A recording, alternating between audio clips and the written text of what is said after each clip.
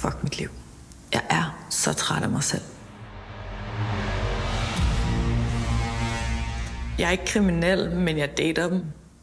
Jeg er ikke misbruger, men jeg fester for meget. Jeg bliver nødt til at gøre et eller andet, for det her, det dur ikke. Jeg kan ikke finde ud af det selv. For jeg lyver for psykologen. 10 rounds for the vacant WBC Featherweight Championship of the world.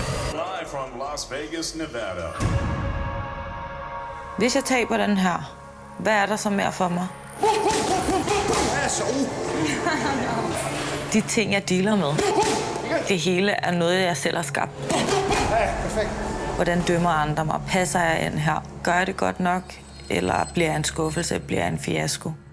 Men det er som om, at jeg faktisk føler, at nu kan du simpelthen ikke tillade dig at være useriøs mere.